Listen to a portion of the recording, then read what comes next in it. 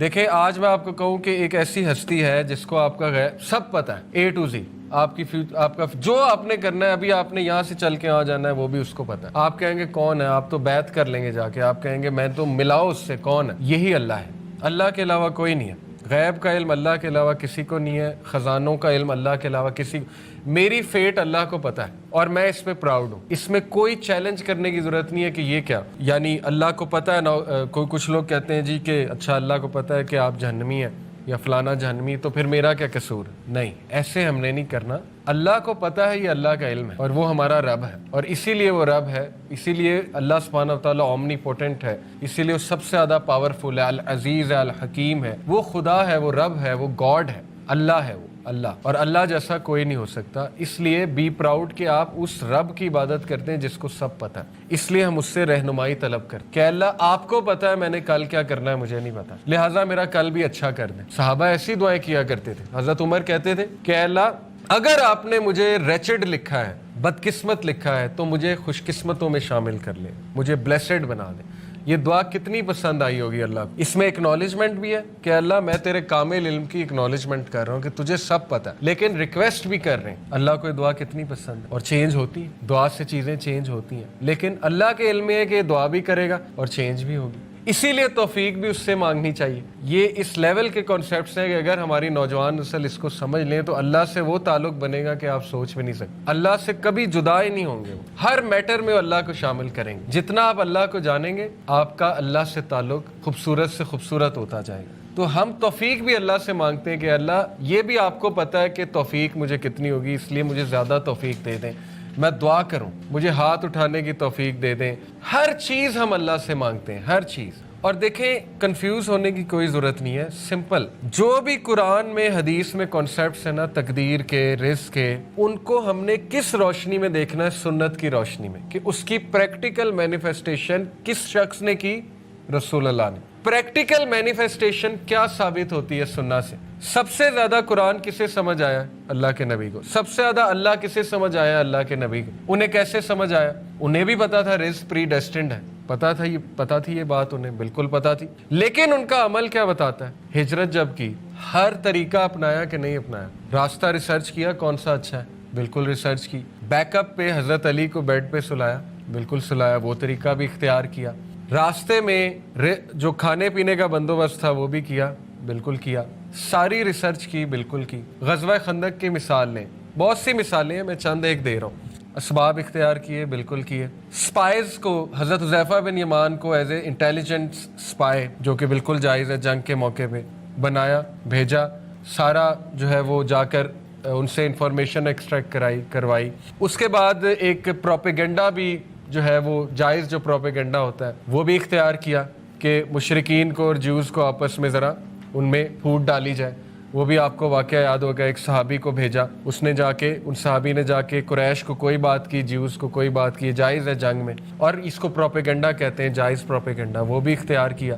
دعائیں بھی کی، رو رو کے بہت دعائیں کی، ڈیلی جاگ کے دعائیں کرتے تھے۔ اینڈ میں وکٹری مسلمانوں کو ملی، جبکہ اللہ نے یہ کہا ہوا ہے، سورہ فتح کی غالباً آیا ہے کہ کتب اللہ لأغلبن انا ورسلی، اللہ نے لکھ دیا ہے کہ اللہ اور اس کا رسول غالب ہوں گے۔ اللہ نے تو بتا دیا پروفٹ کو کہ آپ نے غالب ہونا ہی ہونا ہے، فتح مکہ آپ ہی کی ہے، لیکن بغیر ایفرٹ کے اگر اللہ نے کسی کو کچھ دینا ہوتا تو محمد رسول اللہ کو دیتے صلی اللہ علیہ وسلم، کیونکہ سب سے پیارے وہ ہیں اللہ کو، لیکن ان کی 23 سالہ ایفرٹس آپ کے سامنے ہیں۔ فتح مکہ کے لیے پروسیس پورا تھا، اور وہ پروسیس سے گزارنا وہی ہے۔ اللہ کہتے ہیں نا کہ صحابہ کو کیوں اس پروسیس سے گزارا؟ تاکہ ہم ان کو پاک کر دیں، تاکہ ہم چھانٹی کر دیں ان میں سے کون جو ہے وہ منافق ہے اور کون جو ہے وہ نیک ہے، جو پروفٹ صلی اللہ علیہ وسلم کے فالوورز تھے۔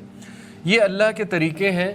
بہرحال سننا سے کلیئر کنسیپٹ آ جاتا ہے ہمارے پاس کہ ایفرٹ، اسٹرگل ہمارے نبی نے جب کی، تو ہم کون ہوتے ہیں کہنے والے کہ نہیں ہم ایفرٹ نہیں کریں گے، ہم اسٹرگل نہیں کریں گے؟ ہاں ایکسیپشنز موجود ہیں، ان کو ہم معجزے اور کرامت کہتے ہیں، ان ایکسیپشنز کو۔ جیسے حضرت مریم کے پاس جب زکریا علیہ السلام جاتے تھے تو سمر میں ونٹر کے فروٹس پڑے ہوتے تھے، ونٹر میں سمر کے فروٹس پڑے ہوتے تھے ان کے حجرے میں۔ حضرت زکریا حیران ہوتے تھے، کہتے تھے مریم یہ کہاں سے آئے ہیں؟ حضرت مریم کہتی تھی یہ میرے رب نے دی ہیں۔ وہ کرامت ہے، غیر انبیاء پہ کرامت ہو سکتی ہے، لیکن یہ کہ اس چیز کو کوئی استعمال کر کے اب کلیم کرنے لگ جائے کہ میرے پاس وہ طریقہ ہے کہ جائے نماز پہ بیٹھو نیچے سے پیسے نکلیں گے، ایسی بہت سی باتیں سننے کو ملتی، وہ امپریکٹیکل باتیں اور سنت غیر سنت، مطلب سنت سے ثابت نہیں یہ چیزیں، آپ کیسے کلیم کر رہے ہیں یہ چیزیں؟ وہ کرامت ہے، معجزات ہے، بنی اسرائیل کو من و سلوہ آتا تھا بغیر کوئی محنت کیے، اللہ دیتا تھا، رزق دیتا تھا۔ پھر وہ حدیث پہ آپ غور کریں، اللہ کے نبی صلی اللہ علیہ وسلم نے فرمایا، یہ حدیث میں ذرا ایگزیکٹ آپ کو کوٹ کر دوں کیونکہ اس میں ایک بہت زبردست کانسیپٹ ہے۔ اللہ کے نبی صلی اللہ علیہ وسلم نے فرمایا، ترمذی، ابن ماجہ، احمد، مسند احمد کی حدیث ہے، صحیح حدیث ہے، if you were to put your trust in Allah as you should, you would be given provision like the birds. اگر تم اللہ پہ توکل کرو جیسے توکل کرنے کا حق ہے تو اللہ ایسے ہی رزق دے گا جیسے چڑیوں کو دیتا ہے۔ They go out hungry in the morning and come back with full bellies in the evening. اس میں کی ورڈ کیا ہے؟ They go out. They don't sit. یہ نہیں کہا وہ بیٹھی رہتی ہیں اور بیلی فل ہو جاتی ہیں، کیا کہا؟ دے گو آؤٹ، یہ کی ورڈ ہے، گوئنگ آؤٹ۔ ہاتھ پیر ہلانا آپ کا کام ہے، رزق آپ کو تلاش کر لے گا، وہ آپ کو ڈھونڈ رہا ہے، وہ کیا پتہ نہیں کہاں ہاتھ پیر ہلا کے ملنا ہے، یہ اللہ نے جو ہے وہ آپ پہ چھوڑا ہے، ہاتھ پیر ہلاؤ۔ اس حدیث سے بہت کلیئر جو ہے وہ کنسیپٹ آ جاتا ہے۔ تو بہرحال جو میں بات کر رہا تھا کہ سنت سے کلیئرلی ثابت ہو رہا ہے یہ رویہ کہ توکل کا مطلب یہ نہیں ہے کہ بس بندہ اب ایفرٹس نہ کرے اور ایک ہی چیز پہ اڑا رہے۔ آج نوجوان کہتے ہیں ہماری جاب نہیں لگ رہی، سوال یہ آپ ایک ہی چیز پہ کیوں اڑے ہوئے؟ انجینئرنگ کر لی تو اسی پہ اڑے رہنا، رسک پتہ نہیں کیسے ملنا ہے آپ کو، تھوڑی اور چیزیں ٹرائی کریں، بزنس تھوڑا سا ٹرائی کریں، کوئی اور طرح کوئی اسباب اختیار کریں، اس پہ ڈپریس ہو کے ڈپریشن کی وجہ یہ کہ اتنا پیسہ لگا کے اسٹڈی کی ہے، وہ اگین کنسیپٹ ٹھیک ہونے والے۔ ایجوکیشن کا مقصد کیا ہوتا ہے؟ Refinement of personality, refinement of ideas, نکھار آ جائے، تھوڑا سا ایک سوشل سٹیٹس مل جائے، مل گیا، اچھی یونیورسٹی سے پڑھے، اچھی ڈگری لے لی، سوشل سٹیٹس بھی مل گیا، اب جاب ہو سکتا ہے کوئی اور نیچر کی بھی آپ کو کرنی پڑ جائے۔ بہرحال یہ بڑا مشکل ہے ہمارے معاشرے میں، لیکن اگر ہم اس کو سمجھ جائیں تو بہت سے ہمارے مسئلے حل ہو سکتے ہیں۔ آپ کو اچھا نام مل گیا یونیورسٹی کا، آپ کو جو ہے ریفائنمنٹ ہوگی پرسنالٹی کی، آئی ٹی اسکل آ گئے، آپ کو ریسرچ کرنے کے اسکلز آ گئے، آپ کو پاور پوائنٹ بنانا آ گئی، آپ کو بہت سے اسکل لرن کر لی ایجوکیشن سے، آپ کو سوشل اسکلز آ گئے، دوستوں سے انٹریکٹ کرنے کے وغیرہ وغیرہ۔ ایجوکیشن کا مقصد حل ہو گیا، یہاں فل سٹاپ لگا دیں، آگے کوشش کریں جاب ڈھونڈنے کی، ملتی ہے اچھی بات ہے، نہیں ملتی ہے ہاتھ پیر اور ماریں۔ یہ ہے اصل میں کانسیپٹس جن کو میں سمجھتا ہوں ہمیں معلوم ہونا چاہیے۔ سورہ ملک کی آیت نمبر 15 ہے، هو الذی جعل لکم الارض ذلولا فامشوا فی مناکبہا وکلوا من رزقہ والیہ النشور، وہی ہے جس نے ارض کو تمہارے لیے ٹیم کر دیا، so walk among its slopes and eat of his provision. Birds والی بات، یہ نہیں کہا ارتھ کو مزین کر دیا موجے مارو اب بیٹھو اور رزق پہنچ جائے گا اور کھاؤ، نہیں، نکلو، فامشوا فی مناکبہا، چلو اس کے سلوپس پہ۔ سلوپ سے مراد ابن مجاہد اور ابن عباس جو ہے مفسرین قرآن کہتے ہیں سلوپ سے مراد ہے پلیٹوز، راستے، ماؤنٹینز، نکلو، باہر نکلو، ڈھونڈو، تلاش کرو اس چیز کو اور انجوائے کرو، اللہ نے رکھا ہوا ہے۔ یہ اب گلوبلائزیشن اور کیپٹلسٹ ورلڈ کے ایشوز ہیں۔ کچھ لوگ کہتے ہیں جی کہ مولوی پاگل ہیں، کہتے ہیں کہ بچے پیدا کیے جاؤ اور جو ہے آبادی بڑھاؤ۔ مولوی پاگل نہیں ہے، یہ ہمارے نبی صلی اللہ علیہ وسلم کا حکم ہے کہ میں پراؤڈ ہوں گا امت کے بارے میں، رزق اللہ نے دینا ہے۔ یہ آپ کے جو ایول لیڈرز بیٹھے ہوئے ہیں کیپٹلسٹ ورلڈ کے، یہ انہوں نے باؤنڈریز بنائی، اللہ نے تو کوئی باؤنڈری نہیں ڈیفائن کی، یہ رشیا ہے، چائنا ہے، یہ امریکہ ہے، یہ کس نے بنائی ہے باؤنڈری؟ آپ نے بنائی ہے۔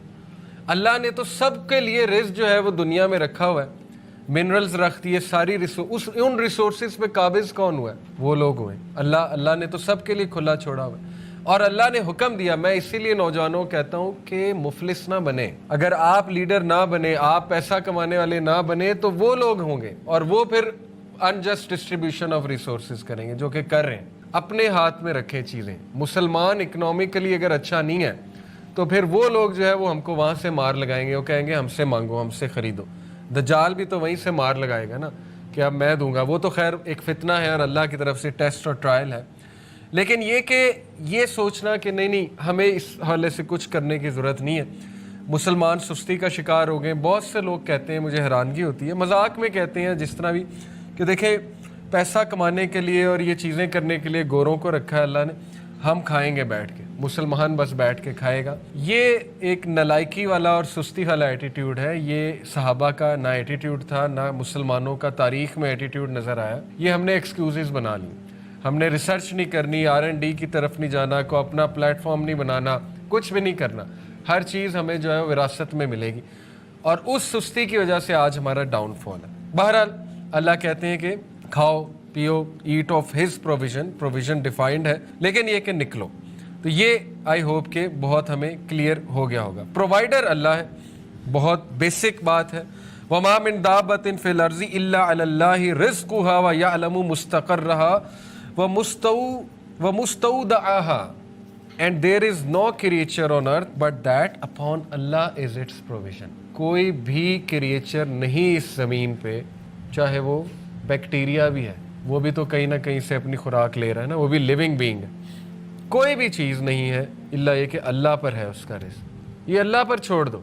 तो ये कहना कि नहीं बच्चे ज़्यादा होंगे तो भूखे मर जाएंगे, ये भूखा मारना आपके इश्यूज़ हैं। आपने जो है वो बाउंड्रीज़ बना दी, आपने लोगों को इधर से उधर ट्रैवल करना मना कर दिया। बहरहाल ये बहुत कॉम्प्लेक्स इश्यूज़ हैं, इस पर दुख होता है, अफसोस होता है कि जब तक इस्लामी जहनीत के लीडर्स नहीं आएंगे ये ऐसे ही रहेगा, ये इश्यूज़ ऐसे ही रहेंगे। लेकिन वो कब आएंगे? ज़ाहिर है जब पढ़े लिखे लोग, टैलेंटेड लोग ऊपर आएंगे, इस्लाम को रिप्रेजेंट करेंगे ऊपर आके। तो कोई भी क्रिएचर नहीं है जिसको जो दुनिया पर हो, लेकिन ये कि अल्लाह के बाउंडिंग है, अल्लाह उसे रिज़्क़ दे। और अल्लाह जानता है its place of dwelling and place of storage. अल्लाह ये भी जानता है कि प्लेस ऑफ स्टोरेज और ड्वेलिंग कहाँ, उसके रिज़्क़ की। कुल्लुन फी किताब मुबीन, सब का सब लिखा हुआ है इन अ क्लियर रजिस्टर, लिख दिया है अल्लाह ने, लेकिन एफर्ट आप नहीं कर।